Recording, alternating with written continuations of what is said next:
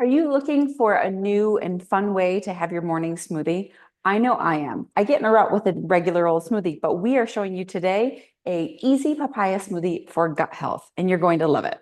Hey, I'm Jessie Gutsu. I'm a registered dietitian with Oswald Digestive Clinic, and we love to show you how to create different foods that are really colorful and taste great, but that fit into your everyday routine. If you're looking for 5 tips for quicker gut healthy cooking, then check out the link below.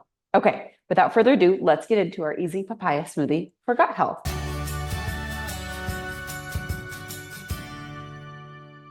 Now, papaya contains a proteolytic enzyme, or a couple of these, bromelain and papain. And these are also found in pineapple as well, actually. But these enzymes help to break down protein.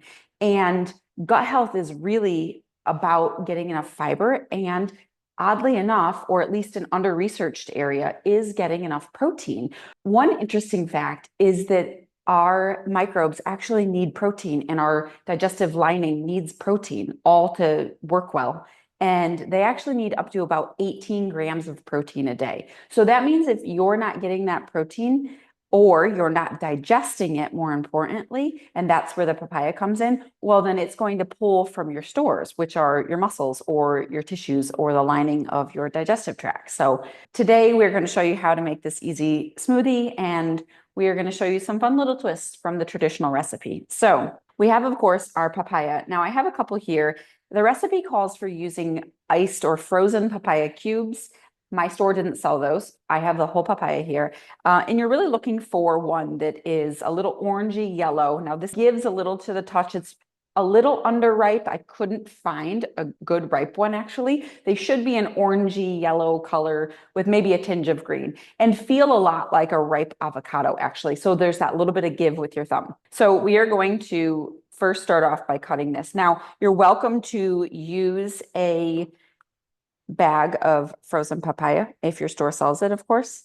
But like I said, this will be a fun little way to show you how to cut papaya as well. So we're going to start here, slice off the ends, and then slice it right down the center.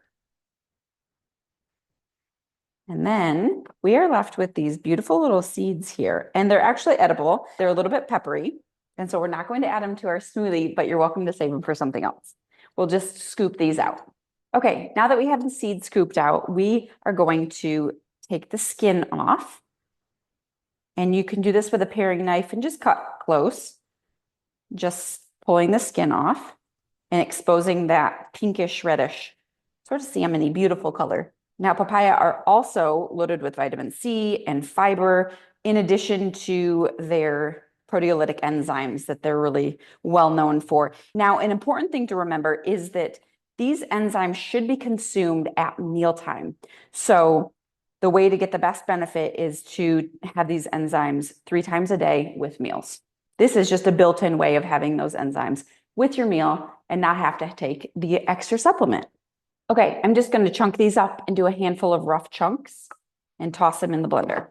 Now, if you really want a cold smoothie, you could do this ahead of time and put this in the freezer, and so that they're nice and cold. Obviously, that will add to the creamy coolness and a little bit of thickness because they're ice. So if you're not familiar with papaya, they're a tropical fruit, so they can come from places like Brazil or Mexico, and they are a lot like any melon. I would put the texture very similar to a cantaloupe, but the flavor is a lot less sweet to me. They can actually even be bitter if they're underripe. So as I was saying, these papaya are really good for the proteolytic enzymes to help break down protein, because a lot of people will maybe eat adequate protein, but if they can't break it down into the amino acids that the body needs, well, then they'll be fermented. And that's where digestive issues come from. So thus the benefit of these enzymes that really help with gut health. And it's great when you can get them from foods rather than supplements.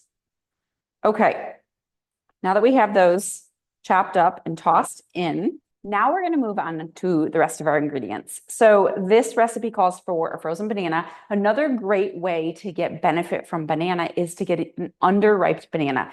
Now, as the banana goes from green to yellow, its starches will sort of convert to sugar. You can taste that in the way that the banana is more sweet as the ripening goes on.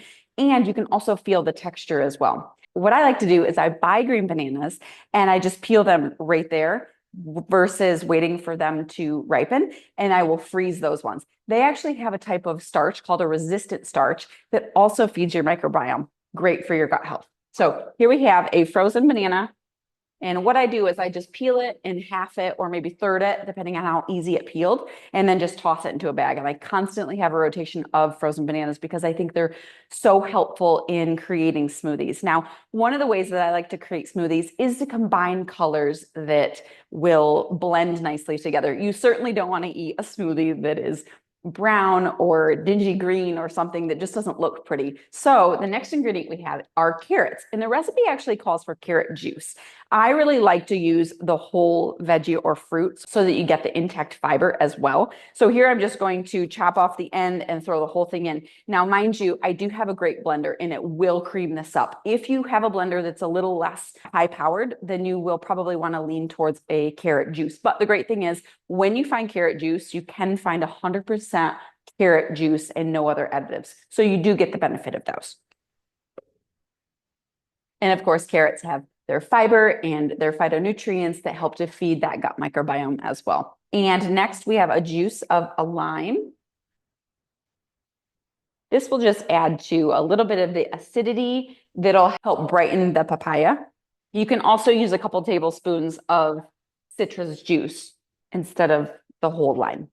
And then I have ginger, and I just love whole ginger. I will toss it in my blender whole. I'll just chop off a little inch or so piece and toss it in without doing any, I might cut these hairs off. Sometimes these hairs get stuck a little bit. So we'll cut those off, but otherwise I will toss it in whole. You're welcome to skin it if you'd like, but ginger again has great benefits. One of the best researched benefits is that it's an anti-nauseant, so it's helpful with nausea and it can really help with digestion for that reason as well. So, and then finally I have a little bit of coconut yogurt. Now this called for light coconut milk.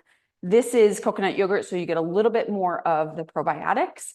So that will also help with your gut health. And then I'll just add in liquid as needed because this will need a little bit of liquid, I would guess. Now, because my papaya was not frozen, I also am going to add a little bit of ice. About a cup, and then I'll add a similar amount of liquid as well. Maybe start with a half a cup of liquid, blend it, see what else it needs because you could never take the liquid out. And I like a really thick, creamy smoothie. Now I'm going to hold off on the honey. I do have honey here. The recipe calls for agave, and I do prefer to use honey or maple syrup, partly because we always have that one on hand. Also because agave is a little bit higher in fructose. So if you do have digestive issues, then I would recommend going towards one of the others that is not as high and it won't maybe cause quite as much of the bloat and digestive issues.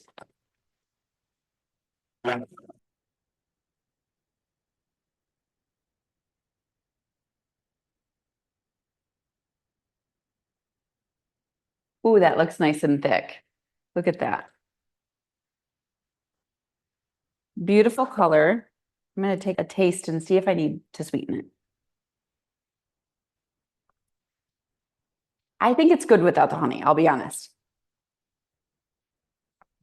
You can always add sweetness, but one of the things I really like is that I still taste the ginger. It's really good, a little bit acidic from the lime, but it's sweet and creamy, and I love ginger. So I'm going to hold off on adding additional sweetener. One of the great things you could do with this is have it and make it into actually a smoothie bowl and put some nuts over it because it's so rich and thick. That'd be a really great use, or just pop a straw into it and eat it like that.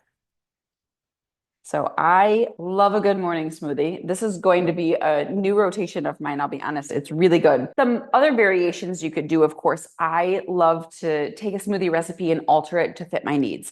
So definitely think about adding nuts and seeds to this. Some good ones could be like an almond, a whole almond would work really well, assuming your blender can really whip that up and smooth it out.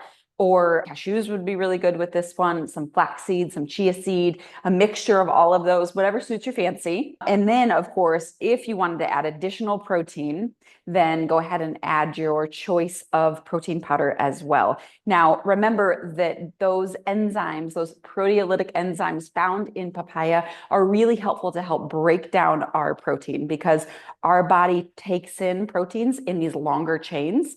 And what these enzymes do is they help to break them down into smaller building blocks so that our body can actually use them. And that goes for your digestive lining. They're really integral in making sure that your mucosal lining is really healthy. In fact, it's been found that bromelain can actually increase the thickness of our mucosal lining, which is really beneficial in things like digestion and absorption and making sure that your barrier is really strong so that you don't react to certain things in foods or environment. So there's a lot of really great benefits to this smoothie. And I hope that you give it a whirl. Please leave in the comments below some alterations that you do or that you've tried with this one. And if you're interested in more cooking demos like this one, then email us at cookingdemos@oswalddigestiveclinic.com. And I hope to see you next time. Thanks again.